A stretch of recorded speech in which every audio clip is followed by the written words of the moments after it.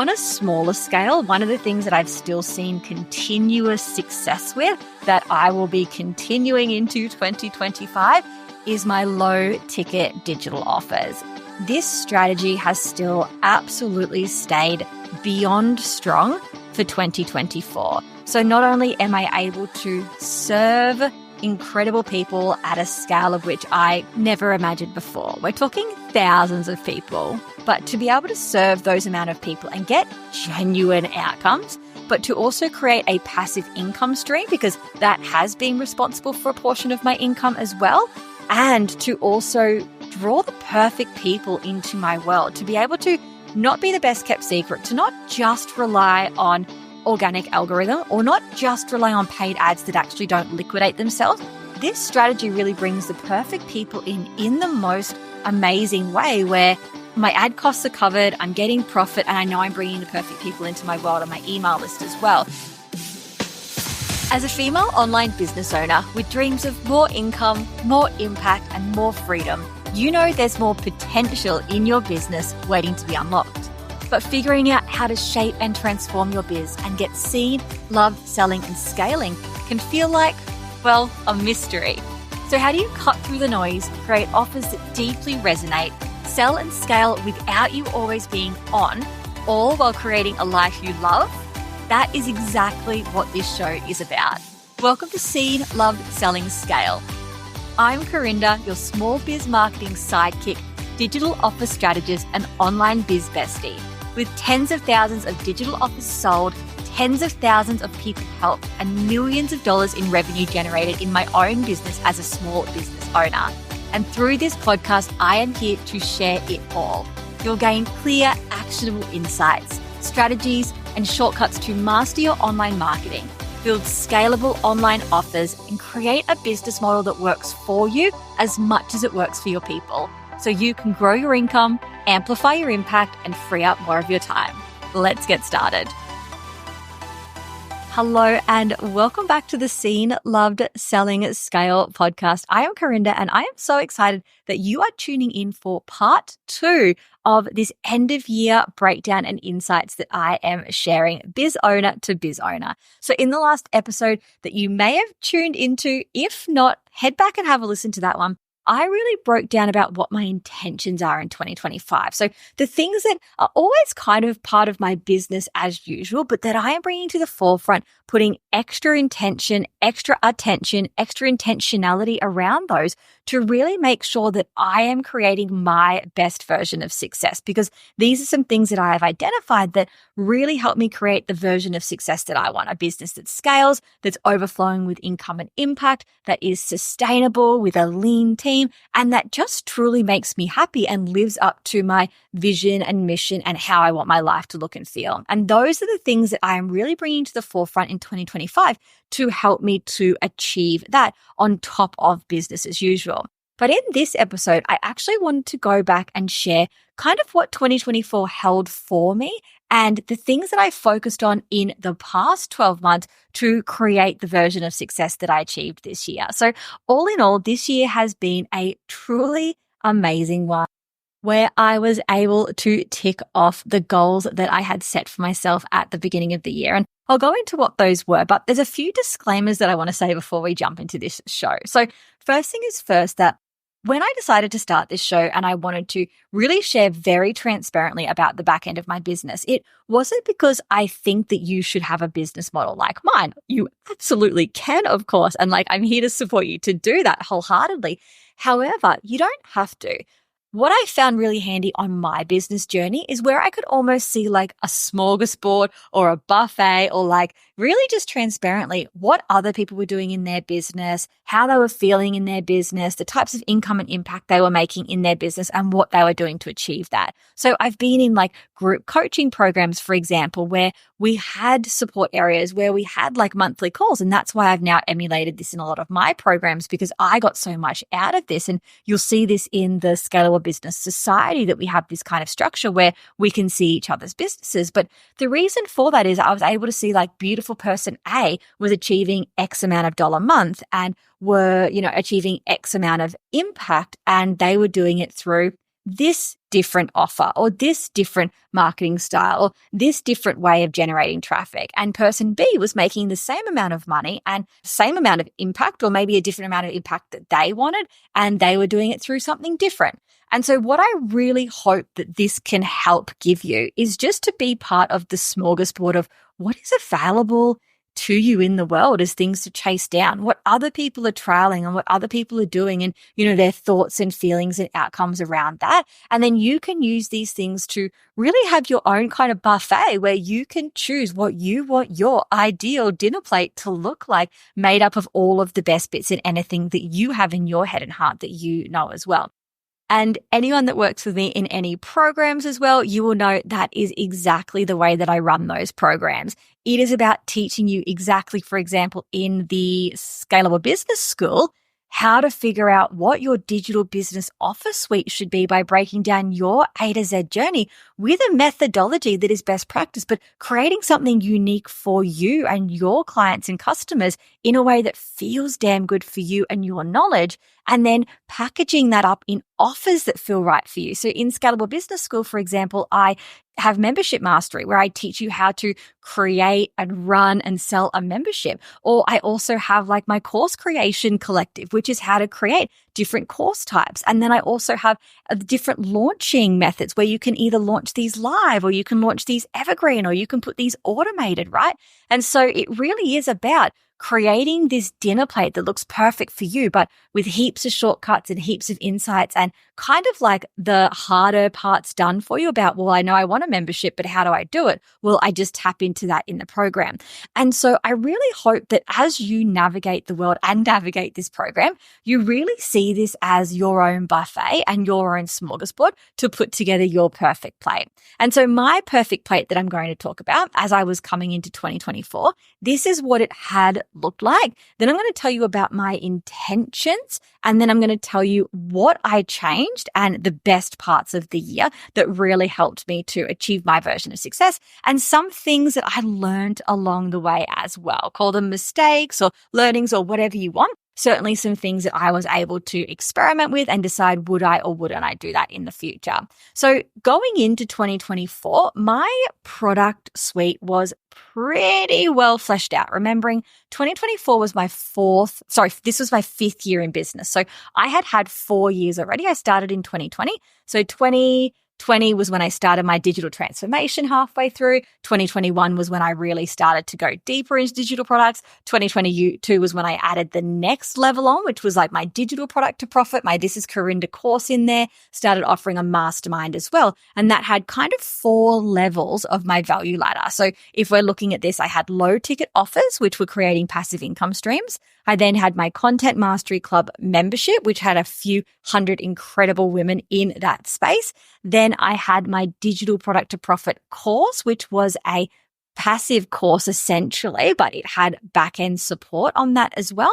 And then I also had my mastermind, which was a very high touch, but one-to-many group container. And so this was really what my value ladder looked like. And I went into the beginning of this year with some intention. So just like I had set intentions in the past episode that you can go and listen to, I had most definitely set intentions for 2024 as well. Now, one of my biggest intentions was working smarter, not harder. So I had gone into the year with the intention to really double down on working smarter, not harder, help others do the same, as I see way too much burnout, way too much missed opportunity in this space from a lack of strategy and a lack of people stepping into their power to leverage and serve in different ways. This is actually what I wrote on a social media post. It's been archived now because I archived a whole pile of stuff when I changed my courses during this year, which, spoiler alert, we're going to talk about. But that was one of my biggest intentions. And so when I really went into 2024, I was looking at ways that I was going to be able to essentially work smarter, not harder.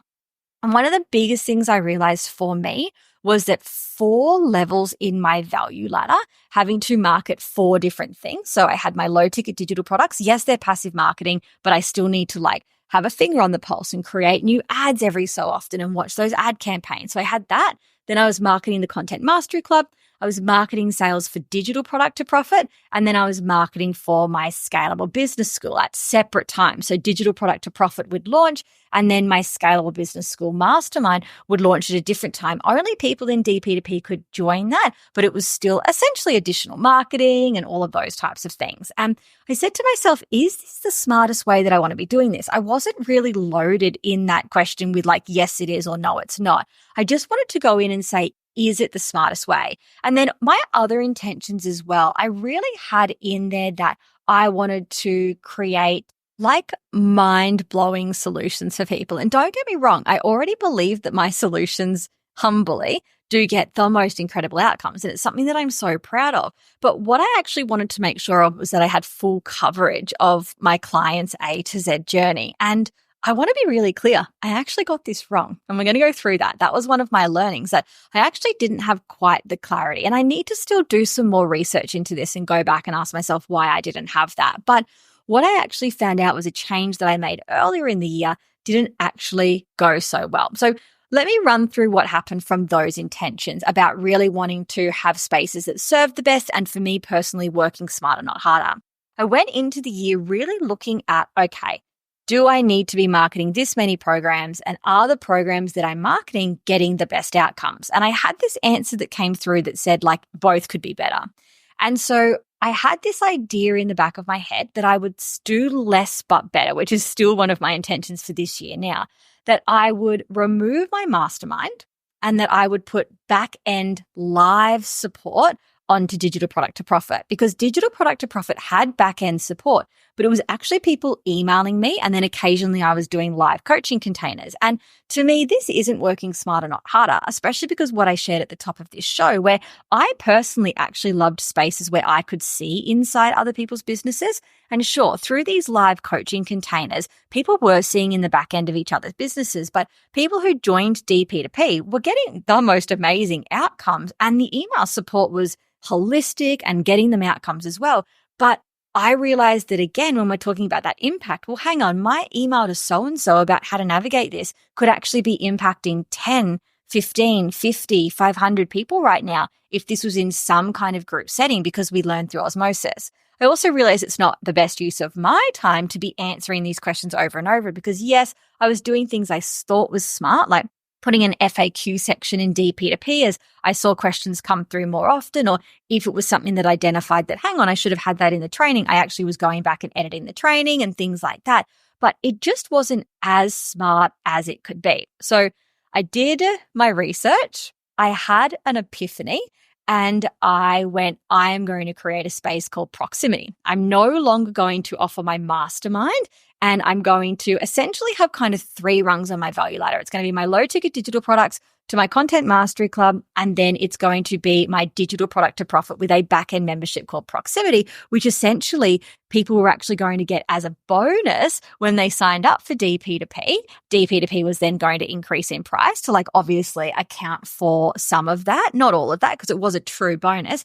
But then those people had the option to just extend as well. So I wasn't marketing to them essentially at the end of their like 3-month bonus. They just got an email automated to say like, would you like to stay in Proximity? You can just sign up to do that. And so this was essentially what I created through 2024 as part of my intention to work smarter, not harder, and to create the spaces that serve the best, because I was like, wow, I've done it. Now, here's the thing. Basically, as soon as I created Proximity and I started getting back on these live coaching calls with people, and I started being back in the rooms with people, and people were able to ask me in these coaching calls any question about business, but our actual program support area was capped to the low ticket digital products only. So once a month, as part of this support area, people could ask me things on a wider scale. I realized I had screwed up. And I mean, like, there's no failure, right? Everything's an insight. And I certainly took that on. And I realized that people want more from me, and I have more to offer. And I just got myself into the exact same situation as before, where if I want this more to offer, I'm going to now have 4 rungs in my value ladder.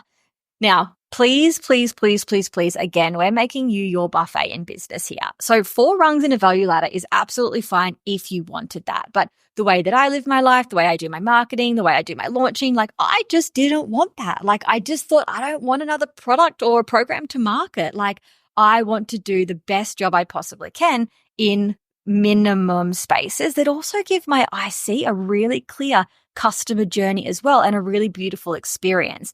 And so I went, oh my gosh, like I need to do more research in this. So I dove on in and I did research into what else people wanted from me in this A to Z transformation that I was creating, which, you know, you've heard all about that in even the intro to this show, about helping you get seen, loved, selling, and scaled in smarter ways without always needing to be on. And for me, the way that I can help that's covered in the Content Mastery Club in terms of like seen, loved, and selling. That's absolutely fine. But I realized when it came to scaling, people wanted more from me than just low ticket digital products. They actually wanted the whole kit and caboodle. They wanted to know, sure, I helped them identify the A to B, B to C types of products that bring people into their world as low ticket digital products and ideate, create, sell, and scale those. But then they were like, oh my gosh, Karinda, my world is like overflowing with ideal clients now. Like I want to make a membership or I want to make a course or I don't know what I want to make. Can you help me figure out the next step? And I was like, I don't have a space for this.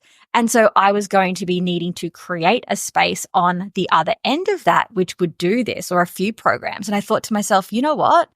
I just have to be brave here. And yes, I know that I just completely repositioned DP2P and created proximity and all of those types of things. But for my own sake and truly for the sake of the community, I need to take another run at this. So using my intentions of working smarter, not harder, and creating spaces that really, really served, I went on deep research this time. And, you know, we all make mistakes. We're all human. I truly thought when I was researching DP2P that I was doing the right thing by creating this, but I think I had my blinkers on. And I'm going to talk about my third intention that maybe I wasn't living up to as much, but I certainly lived up to at the end of 2024, which was the intention that I needed to believe that I am perfect for my people. And this is what I wrote out as the intention. I wrote that I will be liberating myself even more to own my space, own my marketing, own my voice, own my imperfections, my abilities, my achievements, my values, and knowing these things will lead me even more to the things that matter more than anything, and that is my perfect community.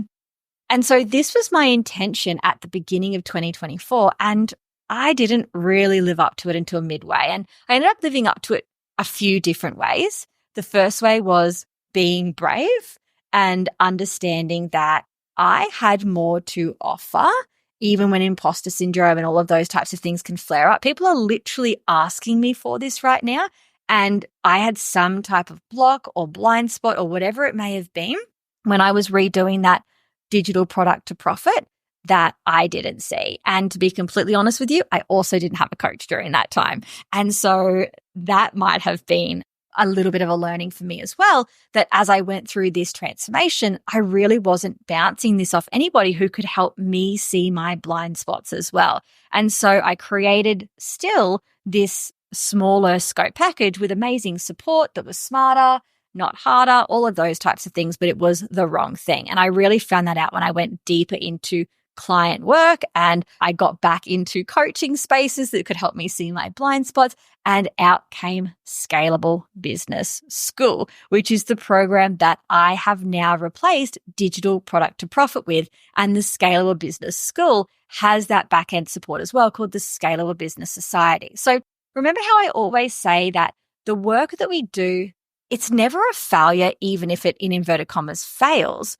There's so many insights and learnings from it. So the work that I did around DP2P originally to go, what type of coaching container do I want? How can I, scale my support and help other people learn through osmosis? What can those coaching calls look like? What can the resources in that back-end membership look like?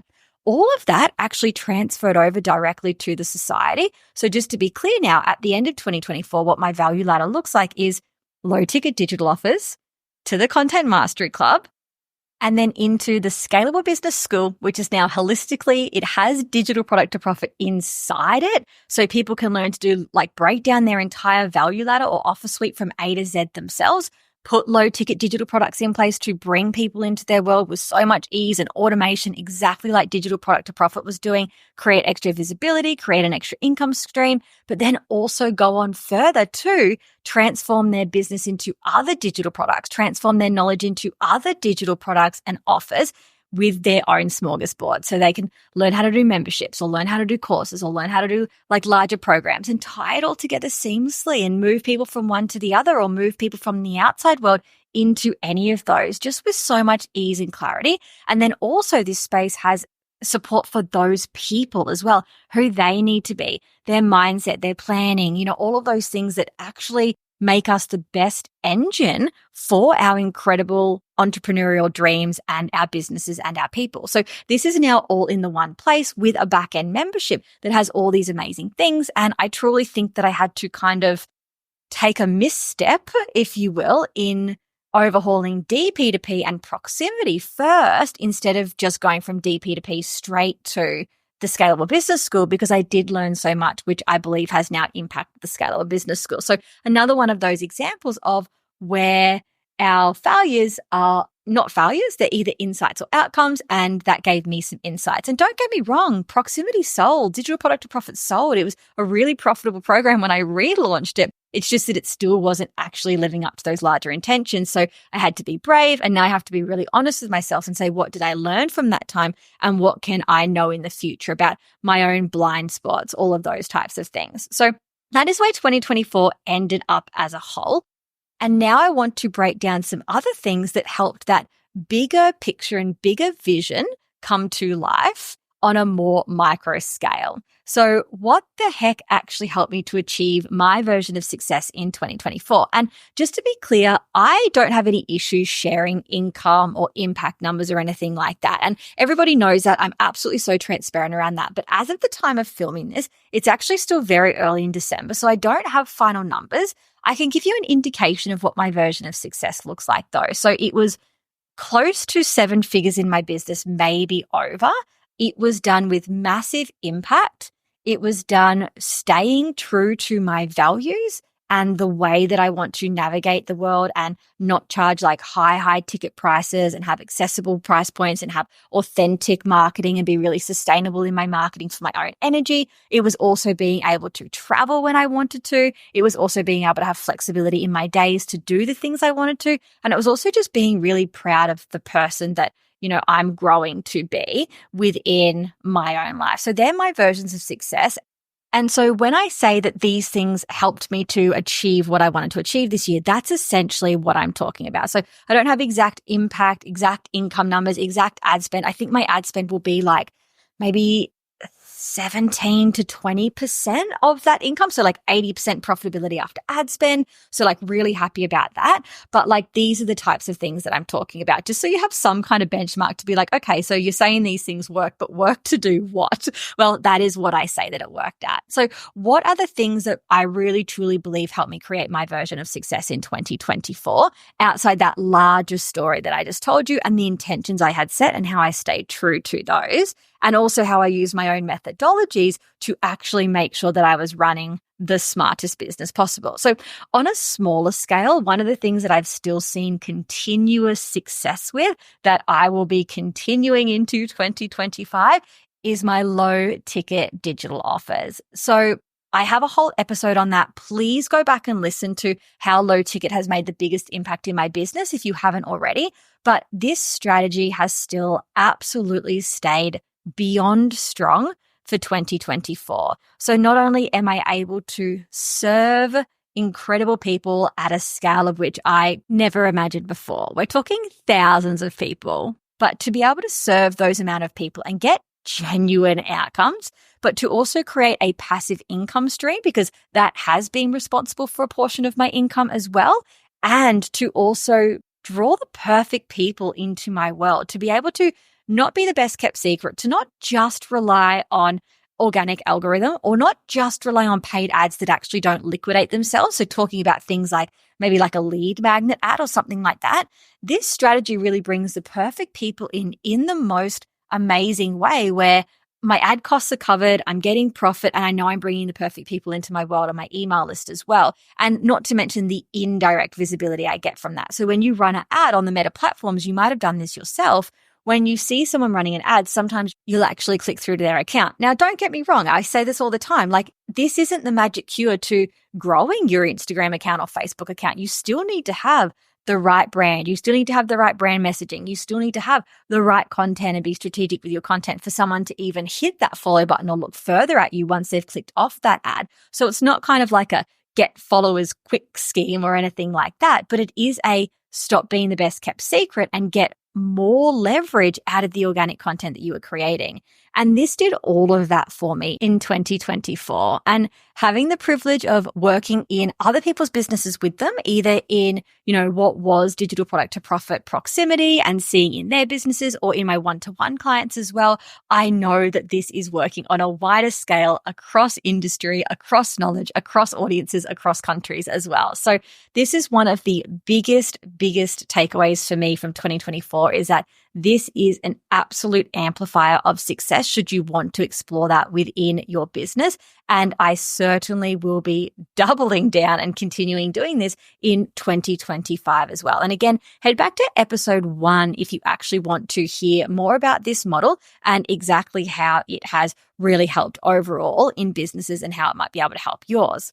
So that is really one of the things that helped in 2024. And again, this fuels my whole funnel. So remembering that this brings people into my email list, into my world. I also make sure that within my products, the kind of next stage of their logical customer journey from that A to Z is also embedded in, and that is the Content Mastery Club. And this year, one of my other intentions, or one of my goals, I would say maybe not so much an intention, was actually scale my business again to the next level. And I was able to do that, which is so exciting. And I was able to scale the Content Mastery Club. So that actually reached 500 members in that membership this year, and it could have reached more. However, ethically and for my values, I have capped that space. And that's actually because of one of my other goals and what works really well for me, which is a lean team. But just put a little pin in what I'm talking about here and why I might not want to scale that program any bigger than it is. But I was able to reach my ultimate goal for that program,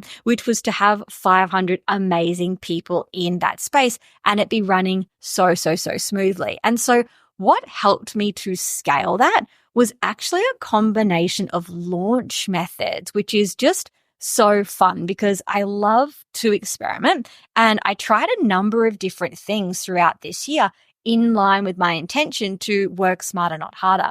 And so I love live launching and I really love serving community. And so live launching works for me. It might not work for you if you don't love live launching, if you don't love that big momentum or energy or bringing a whole community along at the one time. Maybe you prefer to just take one person on a journey through something automated, a little bit more behind the scenes. That's absolutely okay as well. But one of the things that worked well for me is live launching and really leaning into my own launch method, which is absolutely no different to what I teach or preach in the complete launch content kit or in the club or in the school. It is essentially like a runway period where we have phase 1, which is when we really connect and compel with people. So we kind of position ourselves and our offer. Phase 2, when we go through and we really get people purchase ready. And phase 3, when we then create the profit, essentially. So, I kind of go into phase 1 and phase 2. I call that my runway, and that's normally about 30 days. And then I have my open close cart, which is phase 3. And I just really followed that process so well this year.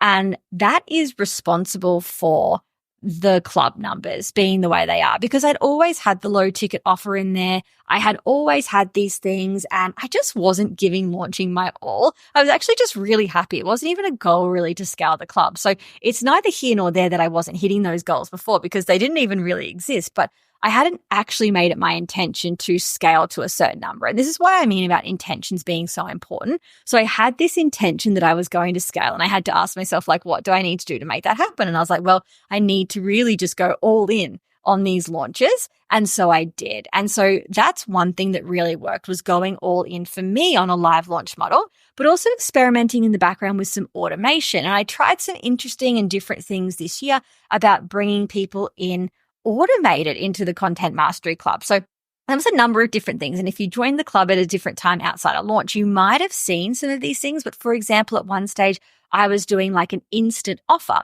So as soon as someone checked out for like Complete Content 24/7, they got like a very, very short window where they could join the club as like a special thank you for purchasing that offer. If not, that's absolutely okay. Go and use that offer you just purchased. And if you want to join the club later, it's going to be open again soon. But this was like a little bit of a backdoor entry, I guess, like a little bit of a thank you. I also did a little bit of a longer period to see like, did that sit better with me? Did that work better for my community? And I think I gave like at one stage 24 hours and at one stage 48 hours. And I had some emails that sent this out to like invite those spots. And then I actually also did a behind the scenes VIP only open. So all throughout the year, people get on my VIP list through my low ticket offers. And then also just from me generally in my content marketing, 24/7, just saying, hey, by the way, we also address this in the Content Mastery Club. We'll be open again in the future. Jump on the VIP waitlist here. And so essentially what I did is I did a little bit of a quieter launch where I just went to those people and I said, hey, your name's on the VIP list. Like, would you like to come in? And then sent them a few emails following my normal launch process around how I can like connect with them, get them to consider this, and then convert them if it's right for them. And so this was really something that worked so well for me this year, was setting this intention for the numbers that I wanted my program to reach or the size that I wanted it to reach. And then going through and asking myself, like, what do I need to do to get there?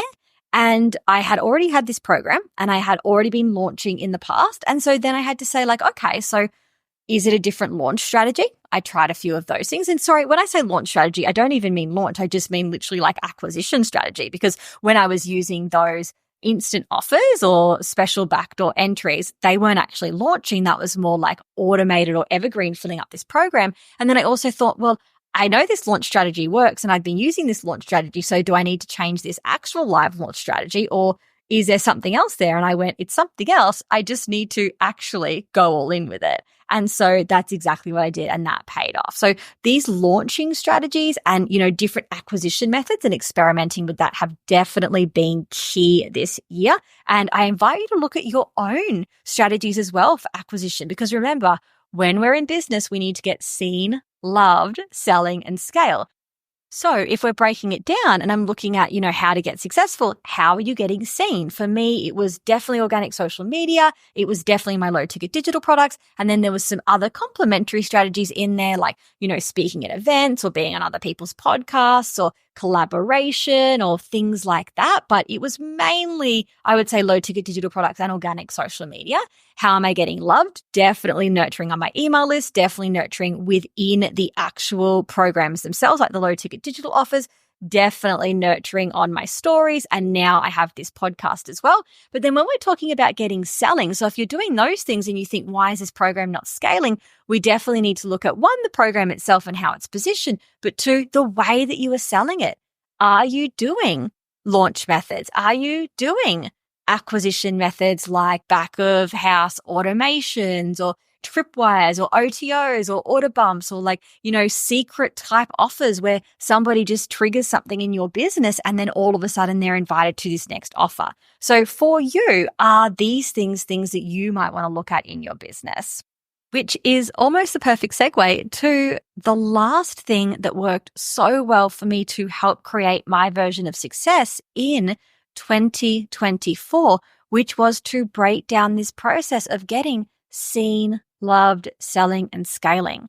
I think that so often in business, as I've said, we can be so overwhelmed. We start to question why things aren't working, or we really don't know the pathway forward or how to improve results. But every single time that I need to actually get results in the business, I say, how am I getting seen? How am I getting loved? How am I getting selling? How am I getting scaling? And I always go back and ask myself this and then do problem solving or action plans or see my pathway forward by being able to break those things down. And you can absolutely bet you that I will be also taking this into 2025 with me as well and continuing to break this down for myself. No matter what level I am at in business, I really know that this is my answer forward. And I hope that it helps you as well. If you want to have that incredible 2025, obviously the first thing to do is make sure that you have this business foundation, these offers, this business structure that is really going to give you the business of your dreams, like I have been able to create over the last few years for myself with these low ticket offers, into the membership, into the course with the back-end support now. But what does your dream business look like? And what do you want to do with your knowledge? And how do you want to serve that up? And then how are you getting that seen, loved, selling, and scaling? And you simply need to break it down and find the pathway that works for you for each of those things. Be brave. Don't be afraid to F up. I certainly did this year at different times, which led to the absolute best outcome that I think could have for my business in terms of my offer ladder, in terms of my people, in terms of like where 2025 is going for me now. But be brave, take the steps, screw up, absolutely experiment, test best practices, ask yourself if you're going in, ask yourself all those questions, but always make sure that it is coming back to getting seen, loved, selling, and scaling. So that is it for me. I hope that this episode has just been a bit of a curtain drawback to see what went on in my business in 2024, what worked well, some of the types of things that I did, which I truly believe were the biggest pillars of success, be that my actual offer strategy, be that my low ticket offers, be that my live launching, and also be that the methodology for always making sure I'm getting seen, loved, selling, and scaling. And I cannot wait to see what 2025 has in store for your business, for whatever your intentions may be, and for whatever you may take away from this smorgasbord of stuff that I have served up for you and anyone else in your beautiful business life as well. That's all from me. Thanks for tuning in, and I will speak to you soon. Thanks for tuning in to another episode of the Seen, Love, Selling, Scale podcast. I hope today's episode left you feeling inspired, fired up, and empowered to make serious moves that align with your goals and version of success, both in life and business. If you loved what you heard, head over to www.thisisco.com.au to find all the links and resources mentioned in today's episode. And if you aren't already following the show, make sure you hit that follow button so you never miss a future episode when it drops. I'll see you again next week, same time, same place, same goal to get you seen, loved, selling, and scaling. See you then.